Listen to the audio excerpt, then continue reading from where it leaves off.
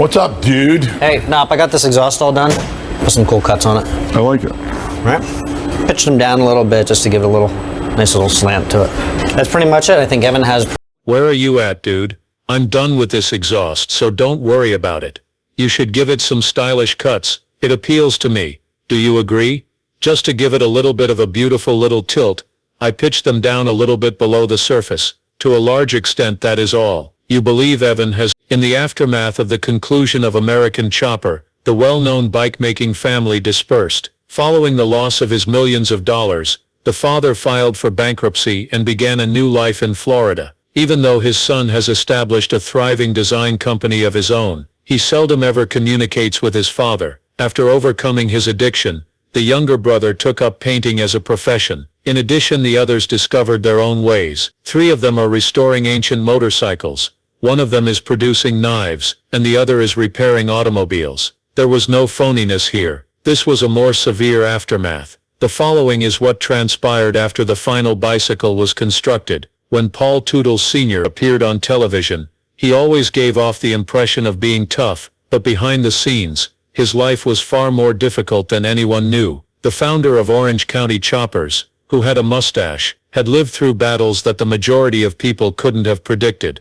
The pursuit of fame, legal action, financial ruin, and a fresh start. When compared to the unique bikes he created, his true tale was far more complicated. Paul began his career by learning to work with his hands. He was born in Yonkers, New York, in 1949. In the aftermath of his service in the Merchant Marines during the Vietnam War, he returned to his hometown and established a modest welding enterprise. In the beginning, it was just him and a truck, but he eventually developed it into a business that employs 70 people. Even back then, bikes were his love, and the movie Easy Rider was the source of inspiration for his interest. In 1999, he made the decision to finally pursue his passion and convert it into a business. His life was irrevocably altered by the move that led to the establishment of Orange County Choppers. Everything came to a head when one of his motorcycles, True Blue, caught the attention of people at a significant biker event in Daytona. It was Discovery Channel that took note,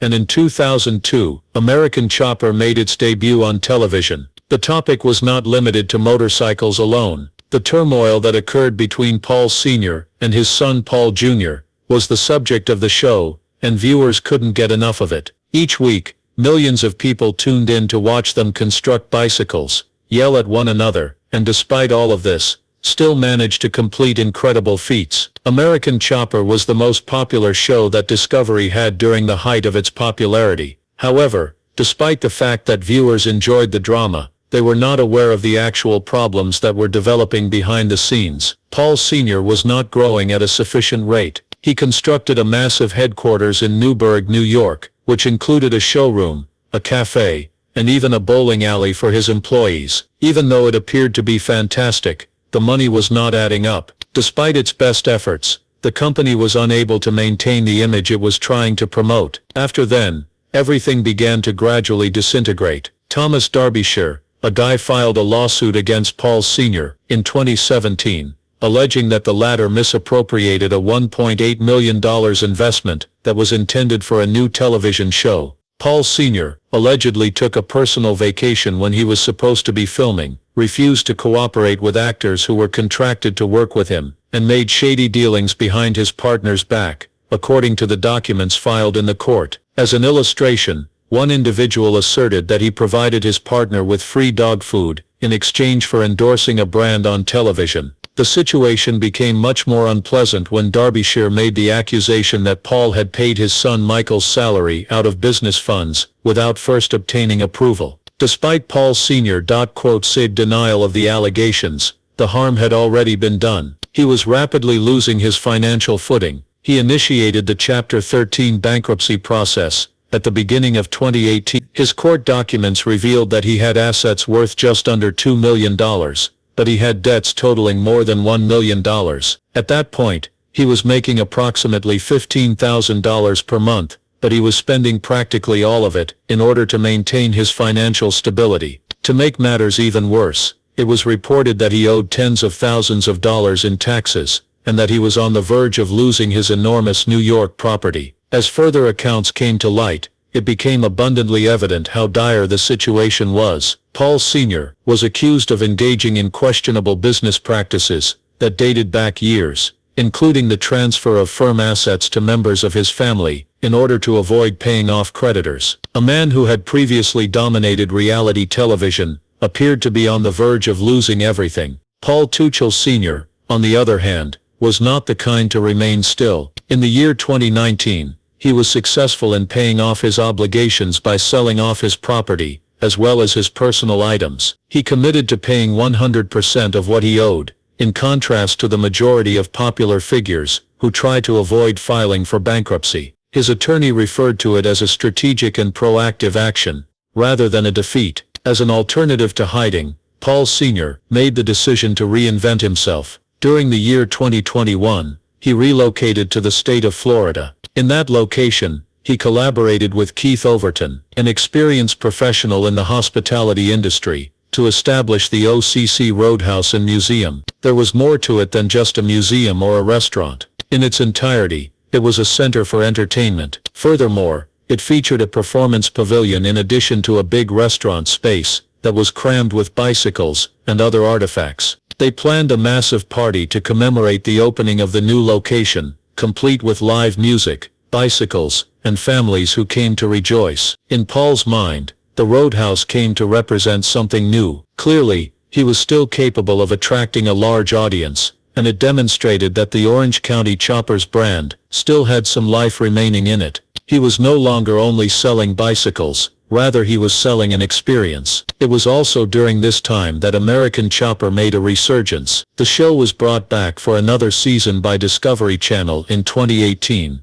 and it centered on Paul Sr. and Paul Jr. as they attempted to restore not just their businesses, but also their relationship, which had been shattered. Paul was able to regain his place in the public eye, and was given the opportunity to present his side of the story, as a result of his homecoming. Today, Paul Sr. is not living the glamorous life that people previously assumed he would be living. In comparison to the multi-million-dollar business he once owned, his current net worth is approximately $500,000. In spite of this, he continues to stand, he continues to construct, and he continues to do it in his own way. More than a decade has passed since he began a relationship with Joan Bulger Kay, who has been his ongoing girlfriend. The fact that his relationship with Paul Jr. has been tumultuous does not prevent him from maintaining a close relationship with his other children, particularly his daughter Kristen, who is employed as a pediatric nurse in New York. Originally from Montgomery, New York, Paul Tuttle Jr. was born on October 2, 1974. His full name is Paul Tuttle Jr.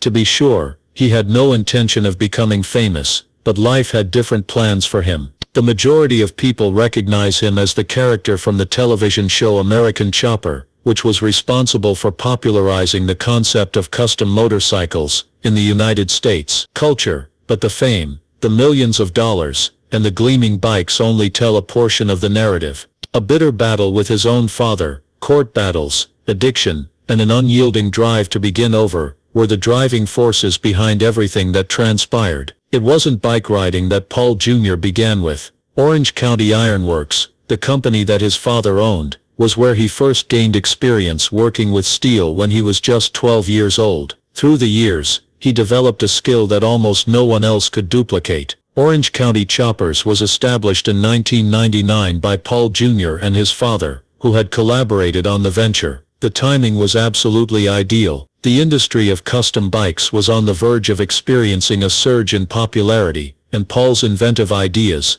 such as the Fire Bike and the Black Widow, garnered a lot of attention. At the time that American Chopper was first broadcast on television, millions of people tuned in each week to witness the motorcycles and the fights. The tension that existed between the father and the kid became increasingly worse as the world watched. 2009 was the year that it finally burst. A heated fight between Senior and his own son resulted in Senior firing his son in front of the cameras. Nevertheless, the true conflict was about the money. Junior was the owner of 20% of the company, and alleged that his father had used the money from OCC to purchase personal indulgences. After that, lawsuits began to fly. It was even to the point where Senior attempted to coerce Junior into giving up his portion of the firm. In the end, They reached a compromise behind closed doors, although a portion of the agreement was extremely harsh. It took Junior some time before he was able to develop motorcycles. His career was put on hold at precisely the moment when he required it the most. Paul Jr., on the other hand, was not about to quit up. The first day of April in 2010 marked the opening of Paul Jr. Designs. It wasn't a particularly large mission. Even though there were only 7 people and a great deal of strain, it was a new beginning. It is interesting to note that the first thing he developed was not quite a motorcycle. It was a dog park for the community that he from. An endeavor that demonstrated that he was more than just a bike guy. Almost anything could be constructed by him. After that, things began to move forward. It was a Coleman grill that he rebuilt to seem like a bike engine, and it was successful in selling 12,000 units. Steel was the material that he used to construct a tribute bike, was rescued from the wreckage of the World Trade Center, which contributed to the collection of more than $1 million for charitable causes. As a means of promoting safety along utility lines, he designed bicycles that were shaped like digger buckets. With each new assignment, he demonstrated a fresh facet of his brilliance. In the year 2024, Paul Jr. Designs was responsible for the construction of 47 bespoke bicycles for customers like Jeco, Cadillac, and even the United States military. Additionally, he had begun restoring old automobiles, such as a magnificent 1939 Lincoln Zephyr, and his designs now cost anywhere from $150,000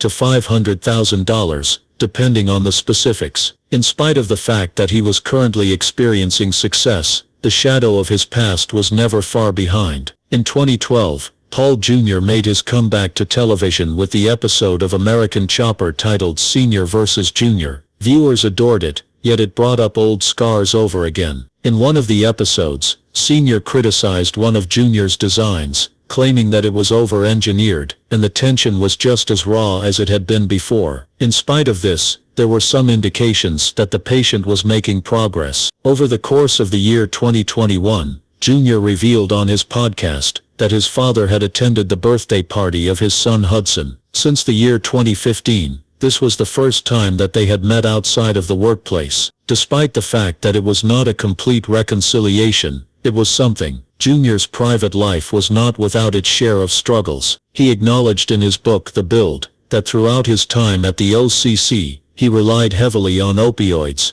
in order to keep up with the absurd timelines that were being imposed on him. When he was high on Vicodin, he would sometimes weld for a continuous period of 18 hours. Both his marriage in 2010 and his conversion to Christianity were significant factors in his life's transformation. Michael, his brother, also left OCC after Junior was terminated from his position. Even though they joined him at PJD, their father never readily forgiven them for their actions. Even when Michael went back to OCC several years later, the scars were still clearly visible. The impact of fatherhood on Paul Jr. was profound. His son Hudson, who was born in 2015, was the impetus for him to begin sponsoring charitable organizations that promote veterans and mental health. Through the donation of the proceeds from his company's items, he was able to raise tens of thousands of dollars for causes that were important to him. Businesses continued to expand, and garment line that PJD released in 2024 garnered more than $2 million in revenue. Every month, he had 250,000 people listening to his podcast listen to it. In addition, he utilized his reputation to auction off unique builds for veterans, which resulted in the collection of about $1 million. However, despite all of the achievement, there were certain things that not healed. During an interview in the year 2024, Junior revealed that he and his father had not communicated, despite the fact that they had a disagreement about the design of a bike. When I asked him about it, he answered, "Dad and I haven't spoken since the ABC supply debacle, but I will always credit him for teaching me grit." The tool, Mikey Tuchel, was up in an environment that was heavily influenced by the world of metal and motorcycles. Born on November 26, 1978 in Sofair, New York, he began his career at the Paul Tuchel Ceres Ironworks Company, which was owned and operated by his father, when he was just 14 years old. In the beginning, He worked in straightforward positions such as answering the phone and bringing out the trash. Never in a million years would anyone have anticipated that he would eventually become a well-known figure on national television. Everything changed when Orange County Choppers began manufacturing custom motorcycles as part of their scope of operations. In 2003, the reality show that the family had created, American Chopper, was broadcast on television, and the wild arguments that Paul Sr. and Paul Jr. had with each other were something that people couldn't get enough of. It was Mikey, the brother who was easygoing and witty, who was the one who made everybody laugh, who was in the thick of all that chaos. Fans had a lot of affection for him, but very few people were aware that Mikey was secretly attempting to win his father's favor behind his jokes. Mikey revealed this in an interview that took place several years later. It gives you a sense of self-worth. Many of the decisions that he made in the future were influenced by that need. Even during the most successful years of the show, the shop was not only producing bicycles, and it was bringing in millions. Orange County Choppers has grown into a $30 million company that sells a variety of products, including toys, t-shirts, and bicycles. Sometimes Mikey would assist with the construction of bikes, and in season 3, he even built his own. The skills of Paul Jr., on the other hand, made Mikey appear to be an outsider from the beginning. By portraying him as the charming loser next to his fiery father, the filmmakers played into that image, which resulted in the audience rooting for him much more than they already did. But life away from the camera was not an easy one. Even though he was always smiling and telling jokes, Mikey struggled with alcoholism. He checked himself into a rehabilitation center in December of 2009, a moment that was shown on the series. Everything was different after that step.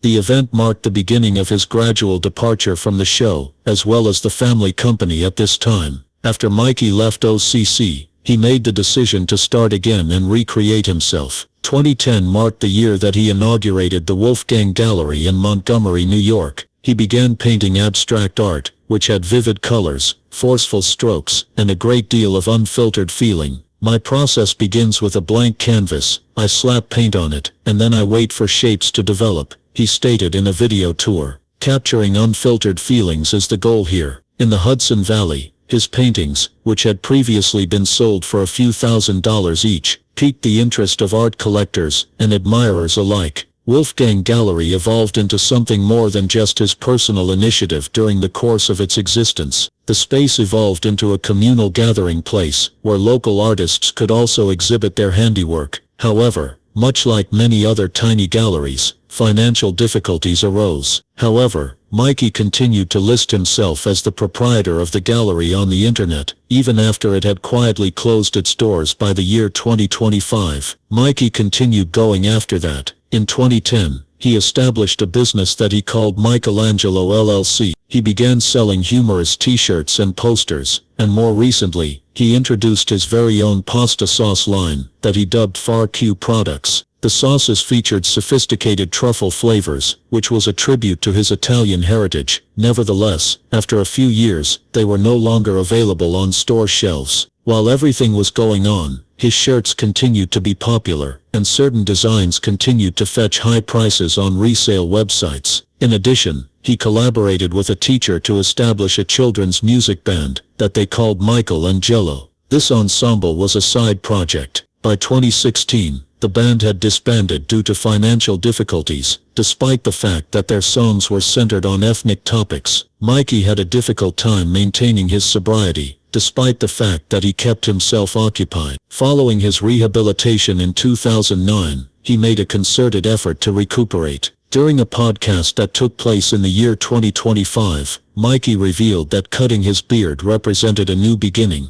My need was for a fresh start. It was his candor on addiction that made a difference. Through his involvement with rehabilitation clinics, he attempted to use his experience to assist other people. However, the fact that he was famous also had a significant impact on his mental health. According to the documentary titled The Tragic Life of Michael Tutel, which was released in 2024, he had been struggling with anxiety and depression for years, and the fact that he lived under public observation made his condition even worse. He subtly left reality television in 2012, citing the fact that he did not wish to continue to force himself to remain in the spotlight as the reason for his departure. Following the conclusion of American Chopper, his relationship with his father continued to be precarious, even went so far as to accuse Mikey of squandering opportunities in formal court proceedings in the year 2015. Mikey retaliated by claiming that his father's oppressive behavior was the cause of his lack of creative expression. However, time tends to heal certain wounds. In the year 2020, Mikey and Paul Jr. collaborated on the design of a dog park in Montgomery, demonstrating that familial ties might, at least for a short period of time, endure the past. Mikey never stopped looking for new methods to maintain his creative spirit, even if he chose to keep a low profile. In the year 2024, he participated in the Dallas Art Fair, where he displayed pieces that he had created in collaboration with Catherine Kempowski, a surrealist painter. River Songs, his presentation from 2025, was centered on the topics of addiction and recovery, and a portion of the proceeds were donated to charitable organizations that support rehabilitation. This is Rick Petco. Rick Petco never sought celebrity for himself. Instead of focusing on cameras, he built his life around metal. In 1968, he was born in a tiny village in Pennsylvania, and he discovered his calling at an early age. When he was 18 years old, he started working as a crane operator at Bethlehem Steel, which is widely considered to be one of the most challenging locations to acquire precision skills. Each and every cut that he made had to be flawless. There was no such thing as a mistake. That practice remained with him throughout his entire life. Almost immediately after that, he enrolled in a welding school and began learning TIG welding, which is a type of high-skill labor that is utilized in airplanes and race cars. At the beginning of the 1990s, he found himself in the position of fabricating NASCAR chassis. He was also responsible for making lightweight steel frames that were more powerful and faster than anything that teams had ever seen before. His body of work drew attention. Although it was not particularly showy, it was successful in winning races for automobiles. Nothing else mattered to Rick besides that. After that, he worked for almost a decade on industrial kilns and furnaces, where he was exposed to temperatures that may cause things to melt if they were not properly prepared. In order to save businesses millions of dollars, he came up with a method of lining furnaces that helped them last far longer. Again, there is no hoopla. It is simply hard work done correctly. Over the course of those years, Rick gained a profound comprehension of the ways in which metal breathes, stretches, and breaks when subjected to heat. This was a lesson that he would subsequently apply to the realm of custom motorcycles. In 2003, when Rick became a member of Orange County Choppers, the cameras had already begun to roll. During the process of constructing bicycles, the two tools started yelling at one another. TV was not the reason Rick joined. He became a member in order to construct. As part of his tribute bikes, which were designed to honor firefighters, he constructed exhausts that curled like snakes and copper lines that were bent by hand. In the midst of the competition among the others for TV time, Rick remained in the background, working 70-hour weeks to put out fires that no one ever discovered. Nevertheless, things were not going smoothly behind the scenes. Rick and Paul Sr. had multiple disagreements with each other. It was about a fuel tank that there was a brawl that was covered under TV editing. Rick desired to make use of a more robust and superior aluminum. Senior desired something that was less expensive. It was Senior who received them. There was a crack in the tank, devoted 3 days to repairing it before it could even be displayed to the public. He was exhausted by more than just the tasks that he had to perform. It took Rick 3 hours to get to OCC from his home. He traveled a significant distance each and every day. His life was cut short by the road for nearly a year throughout the course of 13 years. Even before he started working, he had already spent tens of thousands of dollars. Immediately following the birth of his daughter, the price went up even further. Due to the fact that he was working hard to build a bike as quickly as possible, he was unable to see her first steps. That event remained ingrained in his mind. In 2016, Rick made a decision to improve his behavior. The establishment of a custom fabrication facility within a dealership was something that had never been done before, and he did it in collaboration with Pocono Mountain Harley-Davidson's dealership. His bicycles were not merely a mode of transportation, rather, they were mechanical works of art. Riders were willing to spend close to $100,000 for the opportunity to acquire one. But Rick was not yet finished maturing. Knife manufacturing is another manifestation of his enthusiasm for workmanship, which he translated into a new form. His knives, which were made from some of the most durable steel on the planet, quickly became popular among the world's most renowned chefs. Even Thomas Keller placed an order for a set. There were no huge productions of Rick's knives. Each and every one of them went through a laborious 14-step procedure, which included being frozen at temperatures that were lower than Antarctica, and being polished by hand to a mirror shine. When it came to television, Rick decided to move on permanently. In interviews, he revealed that the majority of the fights that fans witnessed on screen were staged. When Discovery requested him to return for the resurrection of American Chopper, he declined the offer. He was no longer interested in acting in a pretend manner. In this day and age, Rick devotes his time to instructing apprentices in the traditional methods, ensuring that genuine craftsmanship continues to thrive in a world that is rapidly moving toward machines. It was DiMartino. The journey that Vincent DiMartino was taking was a challenging one.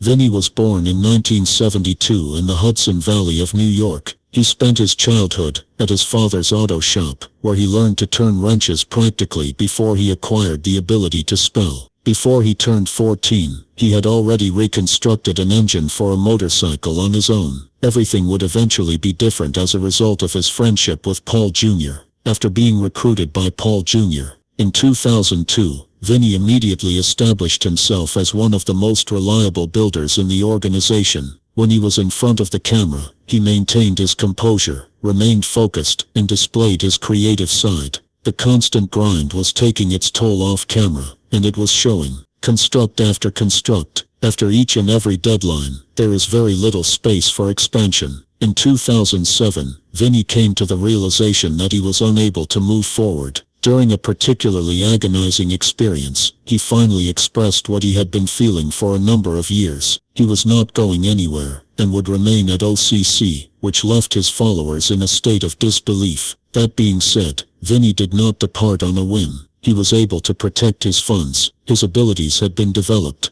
With Cody Connolly, he established V-Force Customs with the intention of producing motorcycles that were free of the yelling bouts and television drama. Attention was drawn to their first motorcycle, which was a sleek black chopper. For a brief period of time, it appeared as though Vinny had discovered the ideal second act for him. After it, the financial crisis of 2008 occurred. Personalized bicycles, which were once a thriving luxury item, have become hard to sell. The only way that Vinny knew how to adapt was to do so. It was a pivot. His first jobs were repairing ATVs and working on automobiles. In order to maintain his competitive edge, he purchased costly machines, yet the overhead expenses were quite high. By the year 2013, he had redesigned his company so that it would concentrate solely on vehicle maintenance. It was not flashy, and it was not something that would be worthy of being on television, but it was consistent, and it paid the bills. During his time with DiMartino Motorsports, Vinny was responsible for overhauling engines, restoring historic automobiles, and repairing fleets, work that he was proud of, with no cameras or shouting in the background. In interviews, he expressed that he longed for the creative spirit of the past, but he did not miss the chaos or the fakeness of the past. Vinny never stopped working hard, despite everything.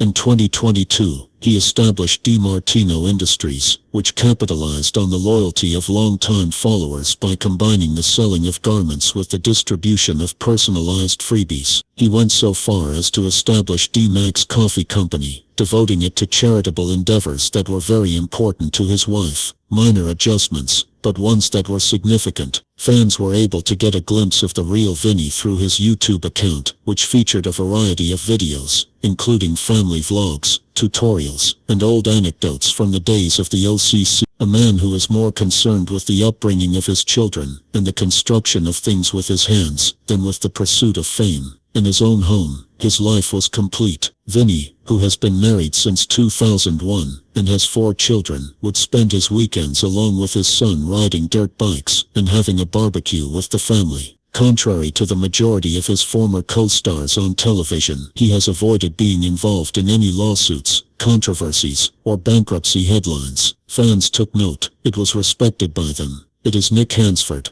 Even though Mick Hansford worked at Orange County Choppers for nearly 20 years, the majority of people are not even familiar with his name.